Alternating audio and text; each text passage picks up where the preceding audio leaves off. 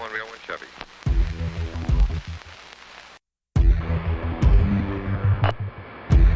Propagating truth in a world of lies. You are listening to the JohnAge Project.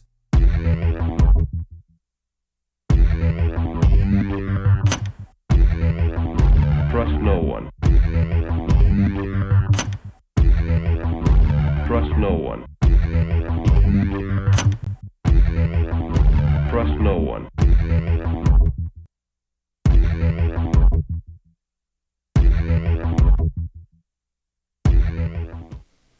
You found it. You're here. You're headlong down the runaway train that is the AnomicAge, and I am your humble host, JohnAge, hailing proudly from the coastal plains of the Old North State. I will be your tour guide this evening as we take a somewhat satirical journey down the path of murder, destruction, mayhem, and the extermination of human life on this planet. A forced march into obsolescence thrust upon us by a global satanic death cult of pedophiles. Oh, it's the loveliest time of night, isn't it? It's the dark side of the AM. We're sitting at 12:34 Eastern Standard Time. Check out, not that one. No, I swear to you, I'm going to have this one. Nope. That's the one, I tell you. You knew it was in there somewhere. Check out AnomicAge.com if you've not already done so. Like all the likes, subscribe to all the subscriptions, paypal.me/AnomicAge, patreon.com/AnomicAge as well. That's the best thing, the best place, the best anything to go to find all things me, JohnAge, and all things this show. If you're new to the game, if you're new to this on YouTube, I assure you there's hundreds of shows you shall never see on that platform. So go to AnomicAge.com, become a patron, make a donation, buy me a cup of coffee, Cash App, free iPhone app, free newsletter, subscribe by email links, and so much more. Right there at AnomicAge.com.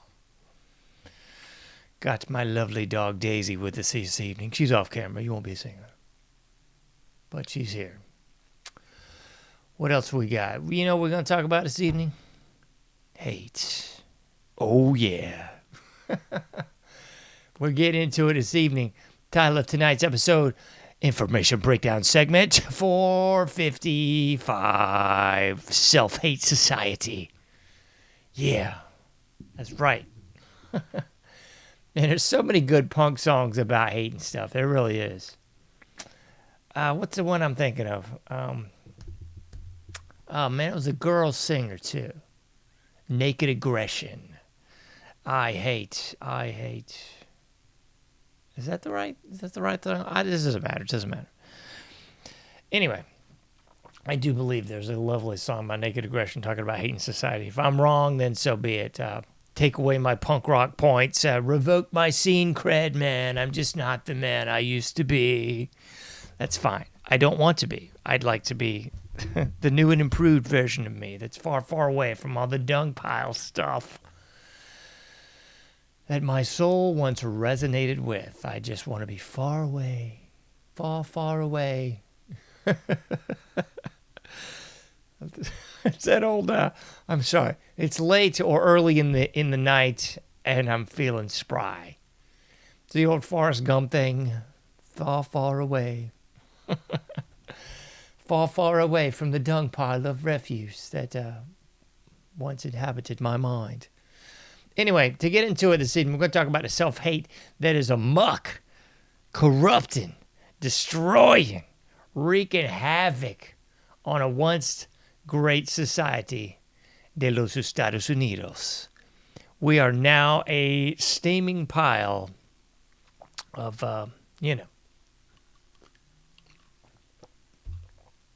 I got the distinct inclination that we might run a little long this evening. I hope you don't mind.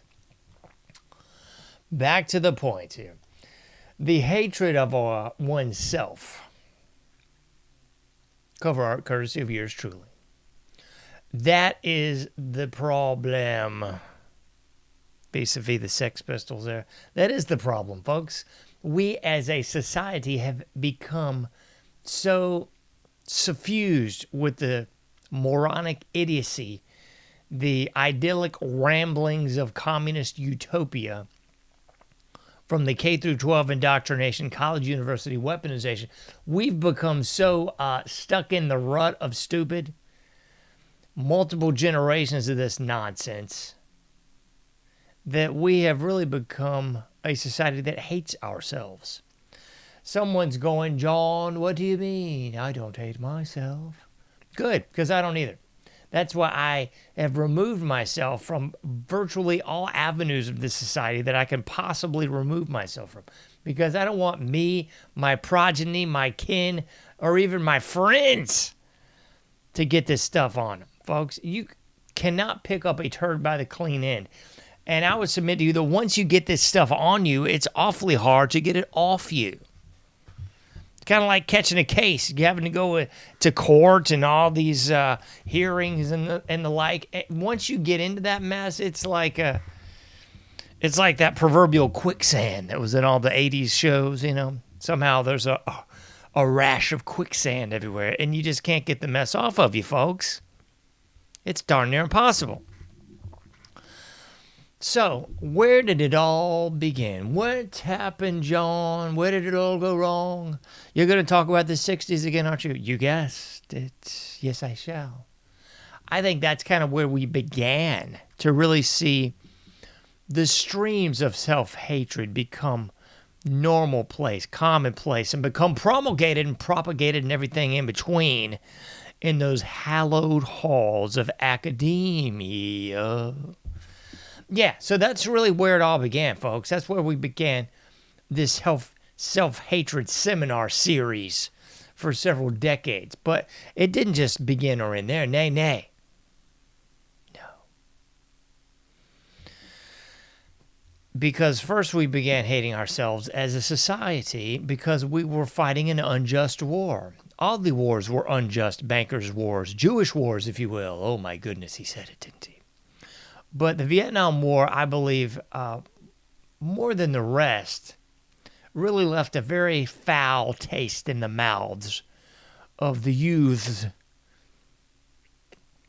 and then the parents and the offspring and everything else in between. And here we are. We are hating ourselves because that was the one war that left everyone saying, well, we can't trust the government at all. You know, we were in this morass, beginning with Eisenhower. JFK began trying to pull us out of it. LBJ threw us right in the middle of it.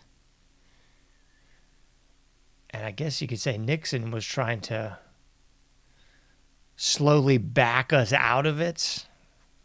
I don't know. It's a mess. But yeah, that's kind of where the self-hatred began. And then we began to hate ourselves because that was the beginning decade of the disenfranchisement. Everyone became disenfranchised. It was the gays, the straights, the blacks, the whites, the women, the males, and the females. Everyone became disenfranchised in the 60s. And it just really simmered and boiled on over in the 70s, 80s, and beyond. You see, all this normalcy of idiocy that you saw in the last 10 years really going crazy with Barack Hussein Obama and the red badge of victimhood. If you haven't heard that episode, you should look into it. It's a great episode, about 100+ back, but the yellow badge of victimhood, I think, is what I entitled it. Again, more graphics, lovely, by yours truly. But that's another episode that we really analyze. What's up with just this embracement of victimhood? Well, it started back then in the 60s, and then with Barack Hussein Obama, it really became something of normal commonplace. It became something to foster. People don't like me because I'm black, because I'm gay, because I'm straight, because I'm trans, because I'm a woman, because I'm a Muslim. All this mess really became commonplace. And it stoked all those inequities and ills that have always been there. What's the Bible say? The poor will always be with you. Some sort of victim class will always be with you. Everyone from the dawn of time until the end of time can somehow, some way, shape, or form say, you're being mean to me because of my fill in the blank. And that immediately fosters division. It fosters hatred. And then if you look at it real close, it fosters self-hatred. Because for several generations now, we've been told to hate the white heterosexual Christian male specifically. Good night, nurse. They are persona non grata of all personas non gratas. So you see, they're the person everybody says you're supposed to hate. But here's the deal. If they have somehow risen to the top of the dung pile, well, what does that make everybody else? So if you believe the hype that there is a superior class, what in fact does that make you?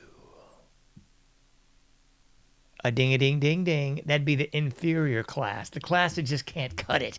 Just not quite man enough for it, huh? Doesn't have the genes to good old social Darwinism. Yeah, they don't have the genes for it, right, man? Pinky's out. Why are we drinking your tea?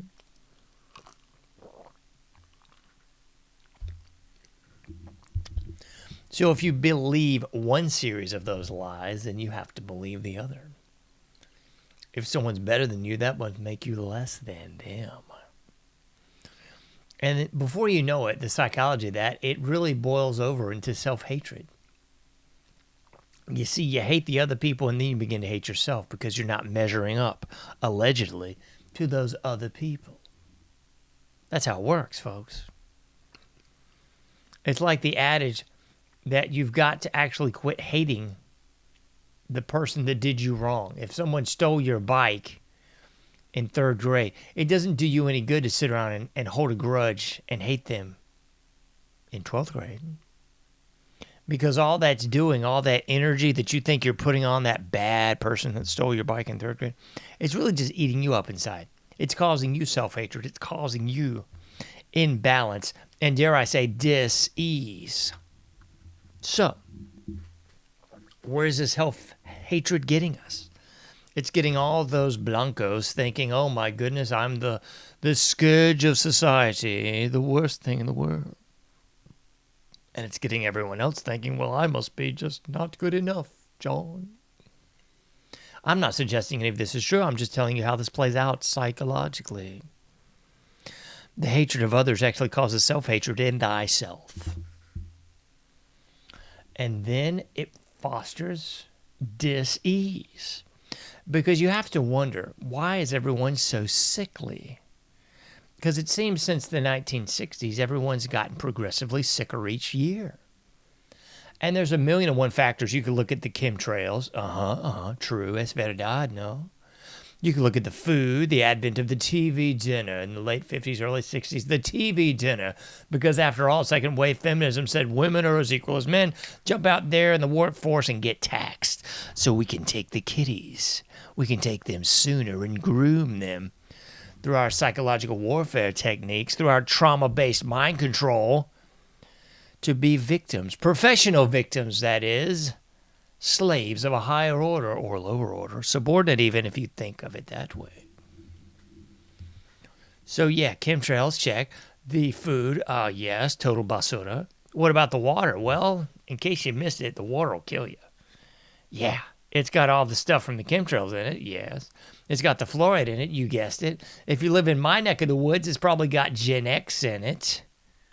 Gen X, that is. No, that's Gen X, I'm sorry. Anyway, all that's to be said, it'll kill you. What else has been going down? Well, we've got stress of all forms, fashions, and factions. We've got people marched off to war from Vietnam all the way to whatever silly conflict, undeclared bankers' wars that we happen to be in to the present day. What else, John? Is that not enough for you? So psychologically, we hate ourselves, we hate each other, we're killing ourselves with all the aforementioned, and I didn't even get into the 5G towers, now did I?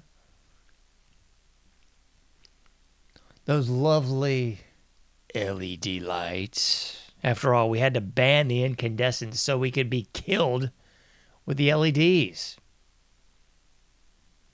Don't forget the spiral fluorescents. They were good, right? You want some mercury? You're not getting enough in your vaccines? Try breaking one of those jokers in your frickin' den. You're going to have a hazmat team to get rid of the mess. More self-hatred. So you got to ask yourself, because there's 1,000,001 memes indicating just this. We went to war over a tea tax a few centuries back. We're getting taxed 6 ways from Sunday, 8 days a week here in the United States of America. We're getting all sorts of egregious violations of our constitutional rights. You see, once upon a time, you had to have a warrant. Now you got warrantless wiretaps. Once upon a time, you couldn't just be groped and or molested in public, but now you got the TSA doing it any way they want it, right? That's just the norm.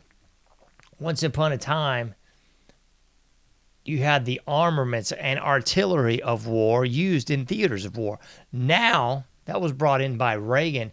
We get asset forfeiture, seizure. They fuzz can steal your stuff, and don't worry, they've got an MRAP, all the body armor they could put on, and all the adornments for their spooky rifles too. Yeah, all that is not of a peace officers. That's of a military police state. But we've put up with that too. So why? Because we've grown to hate ourselves as a people. I think there was really something about the 1960s, very much something about the Vietnam War that flipped the script on everyone. JFK getting blown away. MLK getting blown away. Malcolm X, anyone? RFK, anyone? We could just keep on going down the list, folks. The shooting in Ohio, don't even get me started. So we had all that. We had the race riots. We had the civil unrest. We had the protests. Don't worry, it's for peace, bro. Peace, man. We had the proliferation of drugs, the proliferation of the pill, which brought us the proliferation of sex for sport. We hate ourselves as a people and as a society. We could draw it down color lines and sexual lines and gender lines if you want to. But if you really want to cut to the white meat, we hate ourselves as a people. We must. Because we've allowed everything and then some to go on. What have we got? Over 60 million babies murdered since Roe versus Wade? Is that not an emblematic endorsement of self-hatred? We've got everything I just said is going on in front of everyone's face. Isn't that not an open endorsement of self-hatred? We've had stolen elections. We've had people shooting up stuff that anybody with just a modicum of IQ over room temperature can see that was nothing more than a death injection. We've got people endorsing children cutting off their genitalia and sterilizing themselves under the auspice of choice and being nice and kind and benevolent. We've got sexual predators and deviants visiting libraries and public schools giving stories that are nothing more than pornography, instruction manuals on how to be a deviant in the society. Is that not self-hatred, folks? Is it not self-hatred? It sure as bleep seems like it to me. Or to quote the great John B. Wells, it'll certainly do until the self-hatred gets here. Because it seems to me that we must hate ourselves because we've allowed all this to go on. We've put up with it all. We've sacrificed our children to this beast. The global satanic death cult of pedophiles. Anyone? Did you miss the mark on that one? All these supposed hearings and all these supposed file releases and all these, they're going to be indicted. Nothing has happened, folks. Nothing has happened of any actual substance. Again, is this not an endorsement of self-hatred? What you do to the least among you, you do to me. That's what the Christ said, right?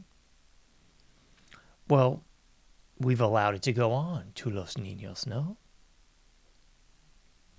We've allowed them to be murdered with the food, air, water injections. We've allowed them to be kidnapped, raped, killed. And these people, those people, who are they, John? They all seem to be quite above the law. From the Anthony Weiner laptop to the Epstein client list, it seems that it's quite clear there's an untouchable class. But it doesn't resemble the Indian caste system. It's kind of the inverse.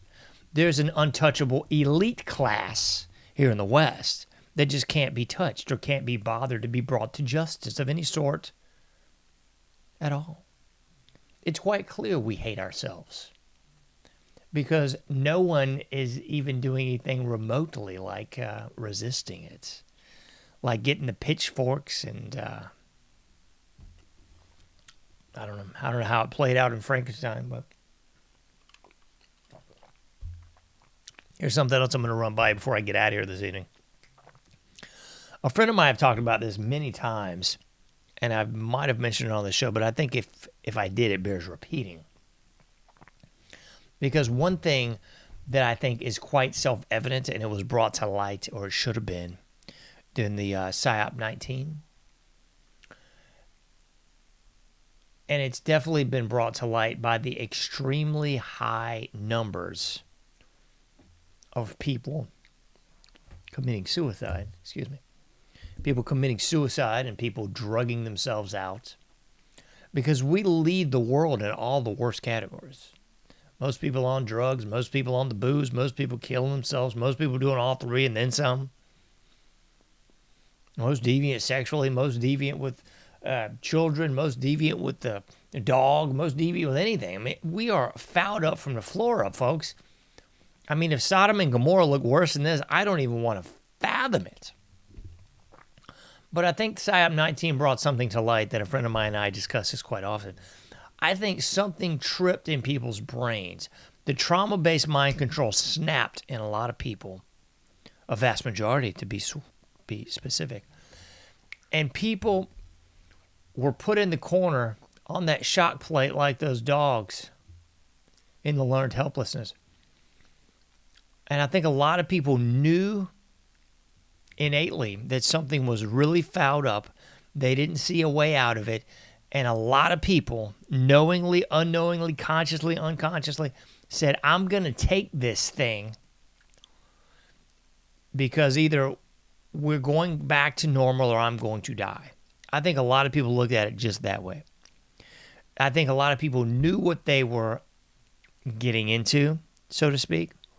And a lot of people said to themselves, this is a way out. This is a way. In cultural anthropology, they would say indirect suicide. There's a lot of research on direct and indirect infanticide, but I believe this will be a version of indirect suicide. Sort of playing Russian roulette. Pull that trigger, see if the chamber's clear. You know, if it's not, oh well, so be it. If it is, checking out early checkout. And I think that's exactly what went on with PSYOP 19. I think a lot of people had a lot of free time on their hands during that forced wrangling up of the people and hiding and hunkering down and sheltering in place and the 6 feet apart and the masquerade parties, the whole 9 yards. A lot of people had a little bit too much time to reflect. And I think they reflected back upon their lives and a lot of the ills that they had done. The bad stuff they did, to their kids, the stuff that they injected upon them. And it was a lot like, you see these people that commit suicide after they've killed someone. They'll kill somebody in a crime of passion, and then they'll look back and say, I got to get out of this. I'm too small for prison. I'm not going to jail. Oftentimes you see that crime of passion sort of thing took place. I don't think you see it anymore because our society's so flim-bagged up, but where someone will come home and find that spouse cheating, they'll murder that person, and they'll off themselves. I think that's exactly what we saw going down with PSYOP 19. That's why we saw this proliferation of los inyecciones. We saw this proliferation of people willingly getting off the meat truck, going down the line, and just playing follow the leader into the bolt gun. Metaphorically, of course. I do believe that's exactly what we got going on. And I think we're seeing the continuation of that now. I think people have actually gone just bat crazy on so many levels because people have just straight given up. It transcends the red pill, the black pill, and the blue pill. I think people have given up, and where you see a lot of these incidences of death by cop, I think that's exactly what you're seeing now on an almost cultural level. Because people are just going, I don't have anything else to live for. I did what they told me during the PSYOP. I didn't die. And here I am. I'm going to act just as fool as I can in public, around police, around other people. And maybe somebody's just going to put me down like Old Yeller. I think culturally, that's what we're seeing in our society from just the sheer spiritual bankrupt nature of the people. They don't see the light of Christ at the end of the tunnel. They don't believe in the devil at the other end of the tunnel. They're just going, live for now, live for now. Don't tell me about tomorrow. I know that's an old punk song, but that's exactly what we're seeing. And that, I do believe, boys and girls, children of all ages, humans, those of you who still identify as humans, that's what we're going to see really ramp up here as we get into these god-awful hot months. Because the heat's going to drive the scum out onto the streets. And unlike in Taxi Driver, where he says one day a real rain will come down, wash all the scum off the streets. There's not going to be a real rain to come down and wash all the scum off the streets.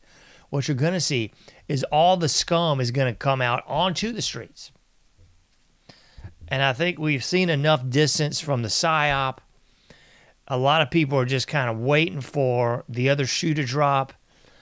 And until it does, they're just going completely aggro. Maybe I'll get taken out by the fuzz. Maybe I'll get taken out by this guy or girl at the mall. Maybe I'll get just, go out in a blaze of glory. A la Bon Jovi, you know what I mean? I think we're going to see a whole lot more of that, folks. Sad, but true. And it's because of the self-hatred that people in our society have for themselves and each other. There's no love anymore. There's no love between anything anymore, folks.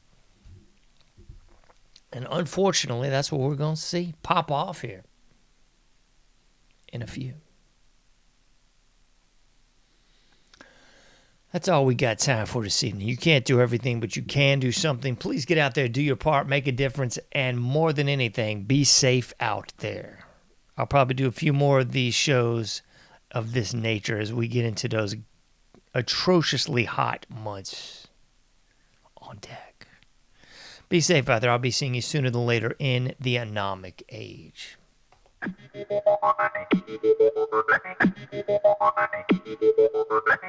Thank you for listening to the AnomicAge, a JohnAge project. For past shows, further info, and to comment, go to AnomicAge.com. That's AnomicAge.com. Till next time, thank you for listening to the AnomicAge.